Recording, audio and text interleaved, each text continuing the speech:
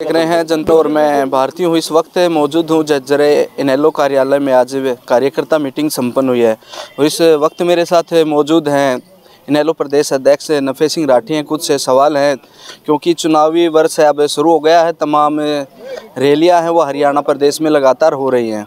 Sir, सबसे पहले आपको मेरी पूरी टीम की तरफ से नववर्ष की हार्दिक शुभकामनाएं और चुनावी वर्ष है आपके लिए बहुत बहुत महत्वपूर्ण वर्ष भी है, उसके लिए भी बधाई है। धन्यवाद धन्यवाद। सर, पहला सवाल कि आज पिछड़ा वर्ग की मीटिंग ली है तो कितनी उम्मीदें हैं कि सिरसा की पावन धरा पर पहुंचेंगे? आज पिछड़ा वर्ग प्रकोष्ठ के पदाधिकारियों की मीटिंग थी, बुलाई थी और जो प्रदेश के संयोजक हमारे पवार साहब आए हैं। परसों का सिरसा में प्रदेश स्तरीय कार्यक्रम है, बैकवर्ड सम्मेलन है और हमारे महेंद्र सिंह डाकला जो जिला के संयोजक हैं बीसी के, उन्होंने ये मीटिंग का आयोजन किया है। पार्टी के सभी साथी आए हैं, पदाधिकारी हैं, तो परसों की मीटिंग की तैयारी की है। साथ में परसों की मीटिंग के बाद पार्टी के संगठन को मजबूत बनाने के लिए भी दिशा निर्देश पार्टी की तरफ से दिए गए जी। सैकड़ों की संख्या में गाड़ियां जाएंगी यहाँ से, जिला से जी, और वो सफल होगा। ये आयोजन बहुत तगड़ा आयोजन होगा।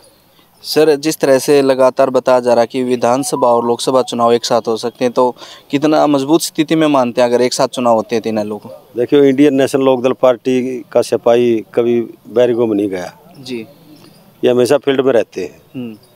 चौधरी अभय सिंह चौटाला जी की तरफ से जहाँ पार्लियामेंट की तैयारी है वहाँ असेंबली की भी तैयारी है और पार्टी के सभी कार्यकर्ताओं के इसके बारे में दिशा निर्देश दिए गए हैं कि परसों के बाद बूथ स्तर तक पार्टी के संगठन को मजबूत करने का काम शुरू कर देंगे। कई जगह लगभग काम पूरा हो चुका है, कई जगह 50% हुआ है, कई जगह 60% हुआ है और कई जगह अभी चला है। लेकिन हमें उम्मीद है कि जनवरी के आखिर तक ये काम कंप्लीट हो जाएगा। हर बूथ पर इंडियन नेशनल लोकदल पार्टी की कार्यकारिणी बन करके तैयार हो जाएगी। सर, जिस तरह से चर्चाएं चल रही हैं कि अगर नफे सिंह राठी लोकसभा चुनाव में आते हैं तो समीकरण बिगाड़ सकते हैं, अब की बार तैयार हैं लोकसभा चुनाव के लिए? समीकरण बिगाड़ने के लिए चुनाव नहीं लड़ेंगे हम तो चुनाव लड़ेंगे जीतने के लिए जी। जब 2009 में मैंने पार्लियामेंट का चुनाव लड़ा था तो लगभग 1,40,000 वोट मिली थी। उसके बाद 15 साल के बाद ये चुनाव हो रहे हैं जी, तो 15 साल में लगभग हर हलके में 30, 40, 50% वोट बढ़ी है, यानी लगभग 2.5 वोट होगी। तो जब 1,40 मिली थी तो 2 लाख से ज़्यादा वोट तो उस हिसाब से वो होगी। लेकिन हम चुनाव लड़ेंगे जोर शोर से, मजबूती के साथ लड़ेंगे। अगर पार्टी ने आदेश दिया तो जी, तो फिर मुकाबला, रोचक मुकाबला होगा जी। ये जो अपने आप को अभी से जीते हुए दिखाने की कोशिश कर रहे हैं, इनको पसीना आ जाएगा। राम मंदिर की आड़ में चुनाव की कह रहे हैं शंकराचार्य की अपने बात के अपने संबोधन में, कितना असर डालेंगे? और यहाँ से भी ट्रेनें भर के ले जाने की बात कह रहे हैं। बाहर संबोधन में भाजपा कह रही है कि राम मंदिर दिखाएंगे। किस तरह से, क्या आप कितना असर मानते हैं इस चीज़ का? ये धर्म के नाम पर राजनीति करते हैं जी, कभी जाति के नाम पर, कभी धर्म के नाम पर, कभी मंदिर मस्जिद के नाम पर, कभी आपस में लोगों को लड़ा करके, कभी सर्जिकल स्ट्राइक के नाम पर। ये आज फिर ताज़ा करते हैं मुद्दों को ये। तो कुल मिला करके राजनीति करने का एक अनोखा तरीका है इन लोगों का। डेवलपमेंट की बात नहीं करते, बेरोजगारी को दूर करने की बात नहीं करते, विकास की चर्चा नहीं करते, बेरोजगारी दूर करने की, महंगाई दूर करने की चर्चा नहीं करते।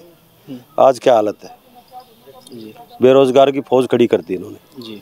हमारे इस एरिया में सबसे ज़्यादा मिलिट्री पैरामिलिट्री फोर्सेज में जवान भर्ती होते थे जी, लेकिन उस फौज में भी इन्होंने अग्निवीर योजना लागू कर दी जी। वो केवल 4 साल के लिए भर्ती होंगे, 4 साल के बाद वो कहाँ जाएंगे जी।